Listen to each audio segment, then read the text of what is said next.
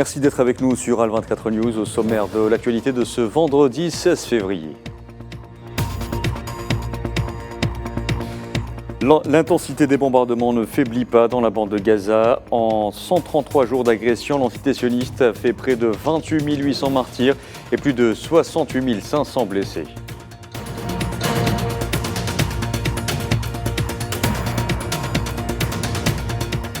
Prise d'assaut de l'hôpital Nasser à Khan Younes, 5 patients tombent en martyrs privés d'oxygène. Il n'y a plus quasiment d'hôpital fonctionnel dans la bande de Gaza.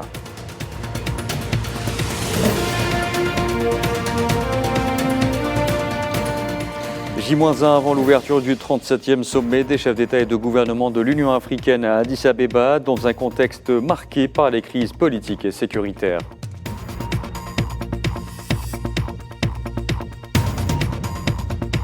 Et puis focus dans ce journal sur les efforts diplomatiques de l'Afrique du Sud en vue du règlement du conflit du Sahara occidental, dernière colonie en Afrique.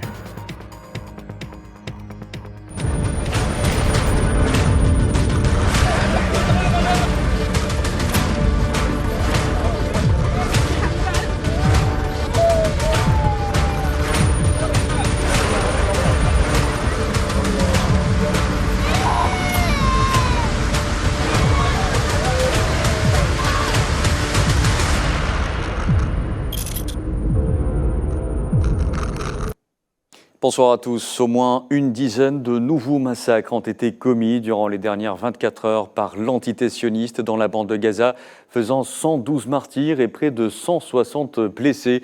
Depuis maintenant 133 jours d'agression, le bilan des victimes à Gaza s'est alourdi à 28 775 martyrs et plus de 68 500 blessés, dont la plupart sont des enfants et des femmes.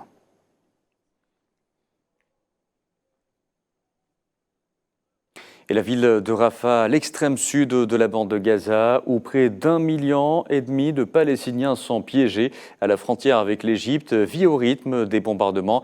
Hier, 11 Palestiniens sont tombés en martyrs et d'autres ont été blessés lors de raids lancés par des avions de l'occupation contre 2 maisons au centre et au sud de cette ville.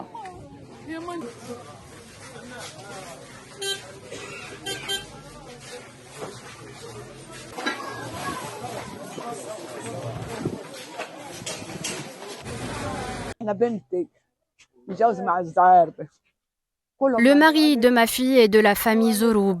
Elle est décédée avec toute sa famille. J'habite à Mirage et elle habite Rafah.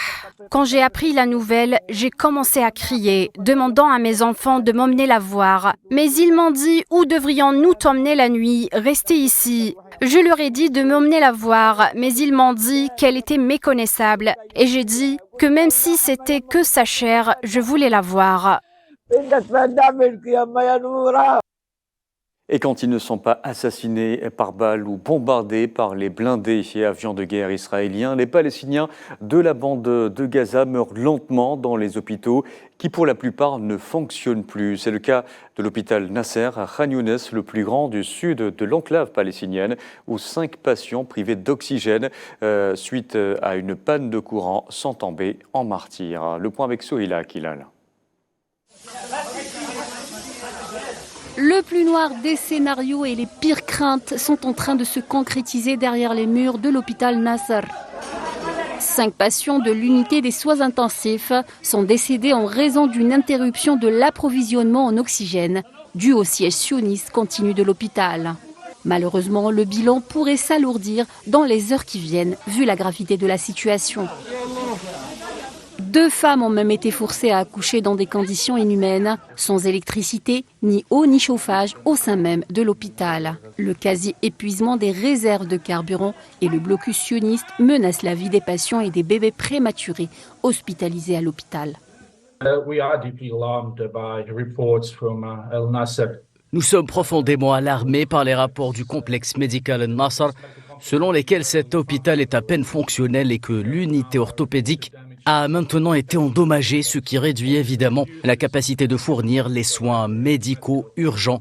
Ainsi, plus de dégradation de l'hôpital signifie plus de vies perdues. Aujourd'hui, il y a encore des patients gravement blessés, malades à l'intérieur de l'hôpital.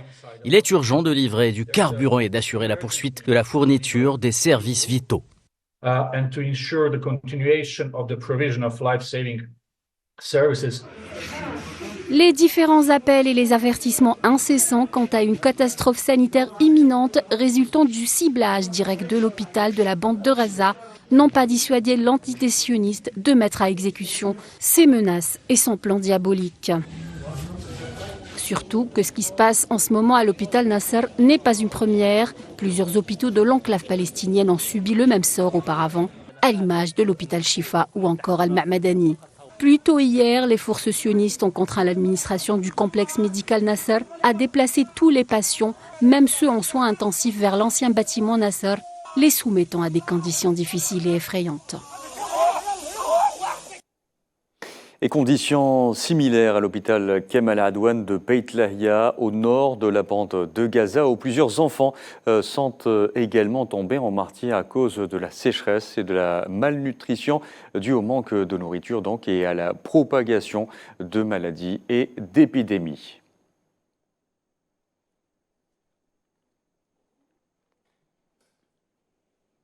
Et toujours au nord de la bande de Gaza, plusieurs Palestiniens sont tombés en martyrs, dont une femme et son bébé, et d'autres ont été blessés lors de raids lancés par des avions de l'occupation contre 2 maisons dans la rue El-Sika, à l'est de Jabalia.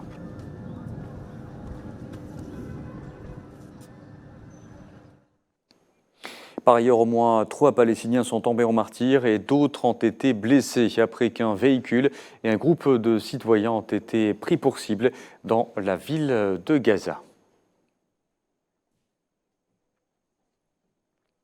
Et malgré les nombreux avertissements, l'entité sioniste menace toujours de mener une offensive d'envergure contre la ville de Rafah, qui accueille, je vous le rappelle, des centaines de milliers de déplacés. La ville étant surpeuplée, ceux dont les maisons ont été détruites se retrouvent livrés à eux-mêmes. Amal Amzian Zitouni. Une nouvelle frappe aérienne sioniste a touché une maison à Rafah. Il s'agit de la maison de la famille Zouroub. Celle-ci est complètement détruite. Sur place, des bulldozers essayent d'enlever les décombres. Les gens se rassemblent sur le lieu de la frappe pour inspecter le site. Parmi eux, Abou Mohamed Zouroub. Il a perdu 9 membres de sa famille qui habitaient cette maison. À exactement 23h50, alors que nous dormions, des verres brisés sont tombés sur moi. Nous avons couru et nous n'avons trouvé que du feu. Il y a eu 2 roquettes qui ont frappé l'une après l'autre. Elles ont touché les escaliers où ils se cachaient dans une pièce voisine. Donc ils sont tous morts lorsque la frappe a touché les escaliers. 9 ont été tués sur place et 3 sont à l'hôpital. J'ai perdu ma mère, ma sœur, mon frère, ses enfants et ma femme. Tous. Il ne reste que 3 membres de la famille sur 12. Abou Mohamed Zouroub décrit l'état dans lequel se retrouvent les déplacés de Gaza, implorant le monde à se mobiliser afin de mettre fin au génocide que subit Gaza depuis maintenant 5 mois. Nous n'avons nulle part où aller. Il nous est interdit d'aller vers le nord, vers le centre de Gaza et à Khan Younes, comme vous le savez. Les zones proches de la frontière sont surpeuplées et les frontières avec l'Égypte sont fermées. Nous appelons tous les pays à s'impliquer et à mettre fin à ces problèmes et à cette guerre. Assez de tueries et d'effusions de sang. Il y a plus de 100 000 personnes touchées, entre morts, blessés et martyrs, et plus de 250 000 maisons détruites. Et personne ne sait ce qui va encore nous arriver. Depuis le 7 octobre, l'agression militaire sioniste a dévasté la bande de Gaza, faisant au moins 28 775 martyrs, pour la plupart des femmes et des enfants. Un génocide qui force la quasi-totalité de ces plus de 2 millions d'habitants à quitter leur foyer vers un avenir inconnu et sans aucune protection. Sur le volet diplomatique, le ministre palestinien des Affaires étrangères, Riyad al-Maliki, a mis en garde contre une offensive sur Rafah, affirmant qu'elle conduirait à de nouveaux massacres avec des milliers de morts. Al-Maliki s'exprimait à Athènes lors d'une réunion avec son homologue grec, Giorgos Gerapetritis.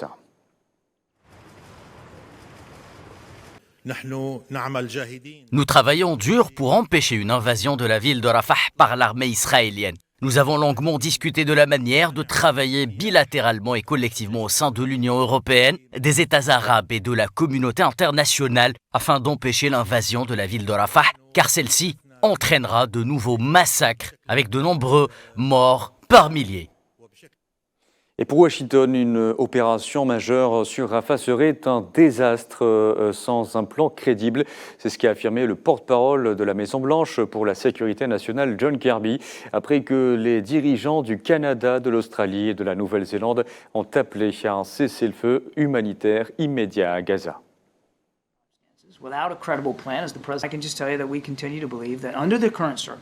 Je veux simplement vous dire que nous continuons de croire que dans les circonstances actuelles, sans un plan crédible, comme l'a dit le président, pour répondre aux besoins de plus d'1 million de Palestiniens qui se trouvent à Rafah, une opération comme celle-ci aurait des conséquences catastrophiques.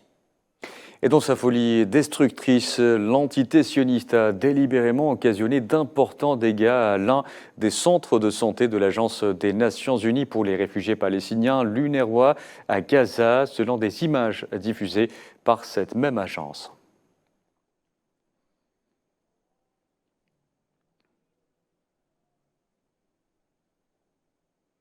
Et pendant que certains pays suspendent leur contribution à l'UNRWA, d'autres l'augmentent.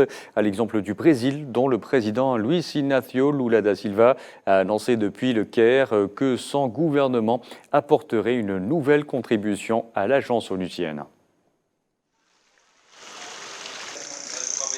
Mon gouvernement enverra de nouveaux fonds à l'UNRWA. Nous encourageons tous les pays à maintenir et à augmenter leurs contributions. Le plus urgent est d'instaurer un cessez-le-feu permanent permettant une aide humanitaire durable et sans obstacle à la libération immédiate inconditionnelle des prisonniers.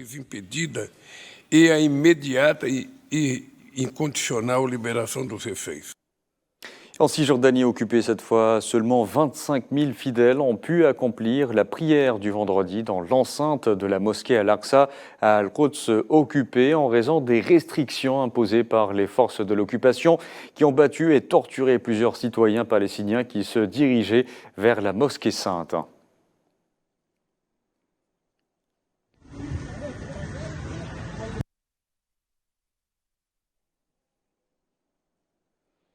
Au Liban, à présent, le mouvement Amal et le Hezbollah ont annoncé la mort de 5 de leurs membres lors d'affrontements avec l'armée israélienne au sud du pays, et ce, à la suite d'un raid, notamment contre une maison située dans la ville de Qantara, au sud du Liban.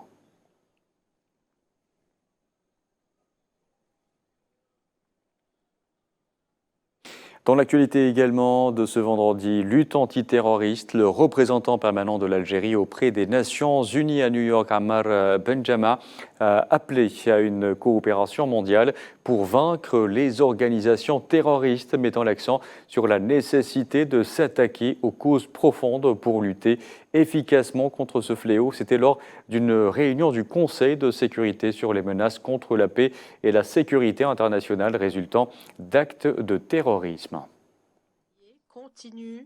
En tant que président actuel du comité contre le terrorisme, l'Algérie continue à s'appuyer sur les bases et les succès des mandats précédents, y compris les projets de principes directeurs sur les technologies de l'information et les paiements numériques.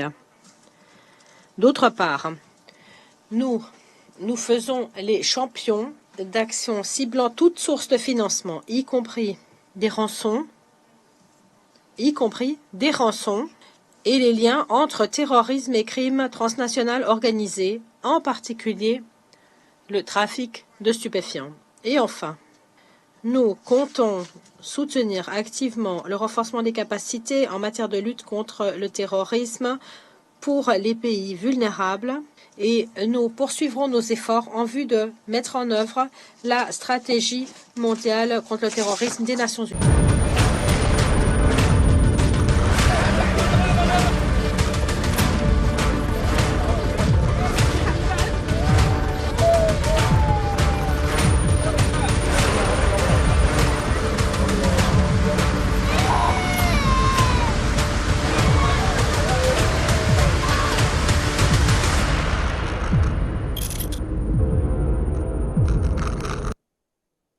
Je vous en parlais en titre, l'éducation d'une Afrique adaptée au XXIe siècle. C'est le thème du 37e sommet des chefs d'État et de gouvernement de l'Union africaine, dont les travaux débuteront demain à Addis Abeba, dans un contexte marqué notamment par de vives tensions régionales. Karim Bouaziz.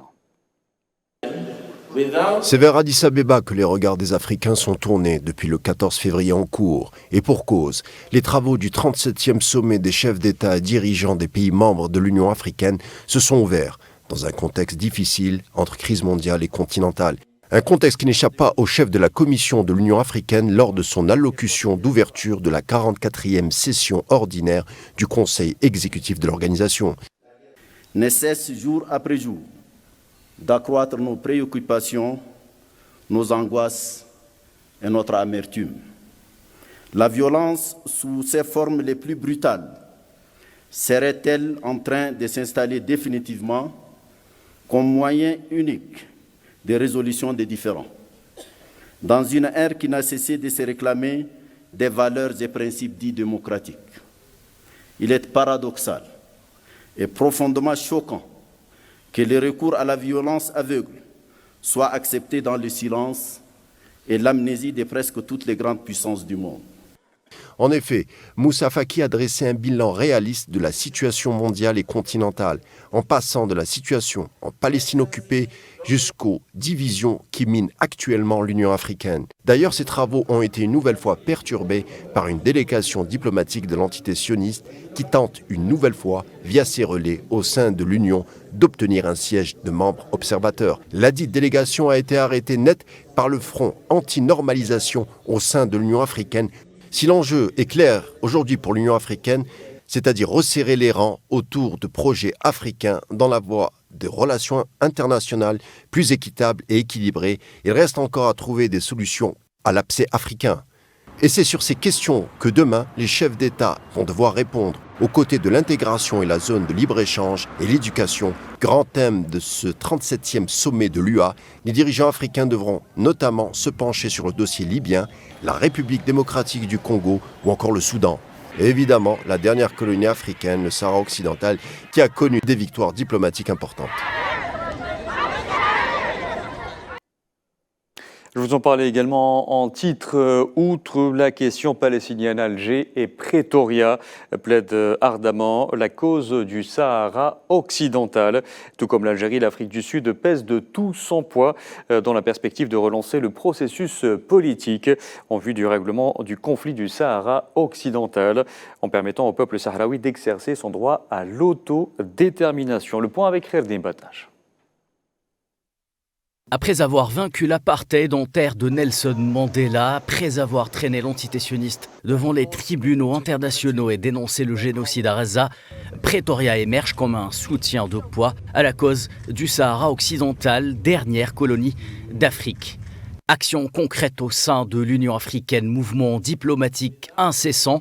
L'Afrique du Sud œuvre en effet en faveur de la décolonisation du Sahara occidental et affiche sans ambiguïté aucune son soutien aux efforts de l'envoyé personnel du secrétaire général des Nations Unies, Staffan de Mistura. Acteur géopolitique de premier plan sur le continent africain, la voix de l'Afrique du Sud dans ce dossier pèse et inquiète au plus haut niveau les sphères dirigeantes de l'occupant marocain, notamment après la visite effectuée dernièrement par de Mistura en terre de Madiba. Les gesticulations et paroles inaudibles du ministre des Affaires étrangères marocain se perdent en conjectures face aux manœuvres habiles et pleins de sens de Naledi Pandor et consorts qui ne datent pas d'hier. Nous avons réaffirmé notre engagement à défendre les droits des peuples opprimés et de le faire au sein des institutions de notre système multilatéral.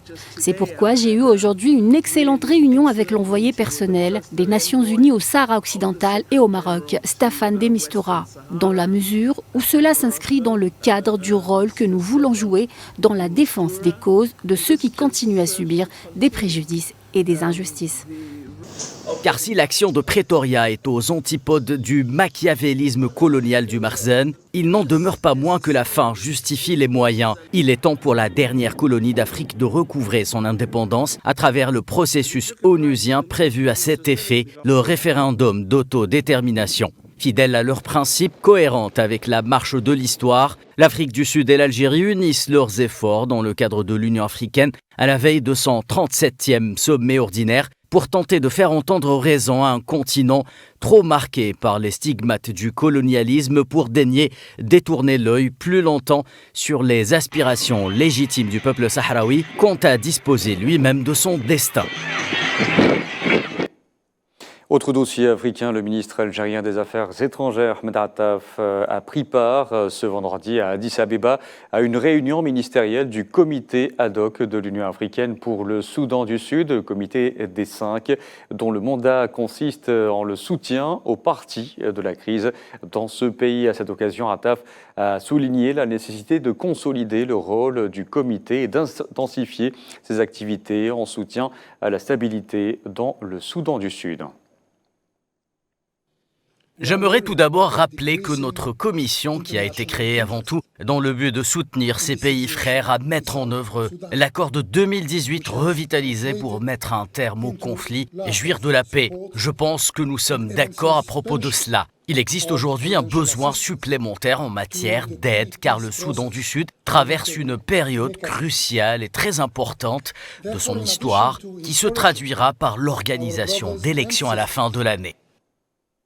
Allez, direction à présent le Sénégal où la Cour constitutionnelle a invalidé le report de la présidentielle du 25 février au 15 décembre à l'origine de l'une des plus graves crises traversées par le pays depuis des décennies. Safouane Ben Sabri. Le Sénégal plongé dans l'incertitude. Le Conseil constitutionnel vient de trancher. Le report de l'élection présidentielle voulue par Macky Sall est invalidé. L'instance a déclaré contraire à la Constitution la loi passée par le président, consistant à le maintenir à son poste au-delà du terme de son mandat. Début février, le président en exercice Macky Sall avait décrété le report du scrutin qui devait se tenir le 25 février au 25 décembre. La décision fut notamment appuyée par l'Assemblée nationale. La prise de position du Conseil constitutionnel représente un désaveu pour Macky Sall. L'institution, qui n'a pas pour coutume de se déclarer compétente, a pris une décision qui pourrait constituer un tournant dans la scène politique sénégalaise.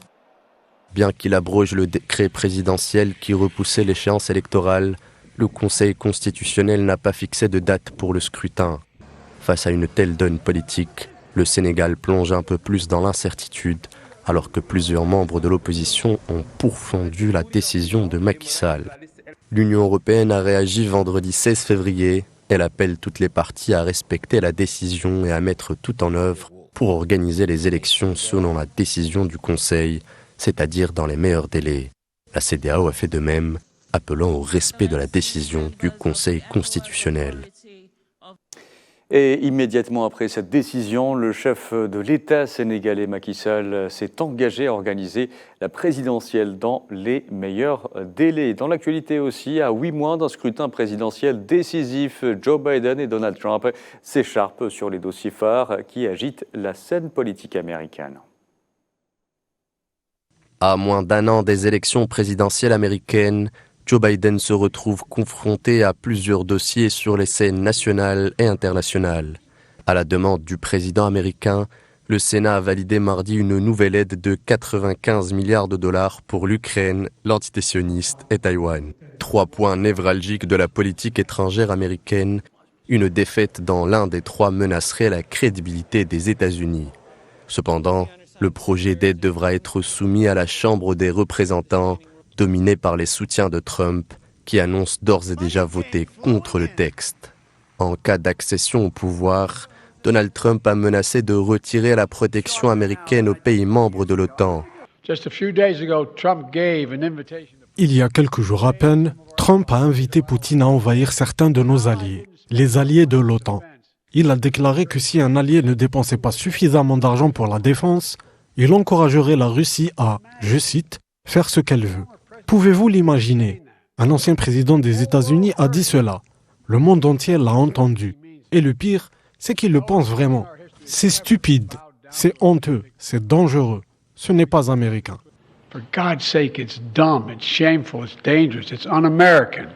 Une suspension de la protection américaine aux pays européens membres de l'OTAN changera radicalement la donne.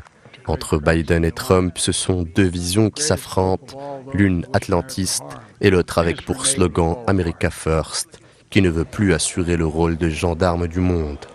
En outre, face à l'agression sioniste à Gaza, les États-Unis peinent à imposer leurs directives à Tel Aviv. Les relations entre Netanyahou et Biden se sont manifestement détériorées depuis plusieurs semaines. À 8 mois des élections présidentielles, le président sortant se retrouve malgré lui aux mauvaises postures. Voilà, c'est la fin de ce journal. Merci à vous de l'avoir suivi. Excellente fin de soirée à tous.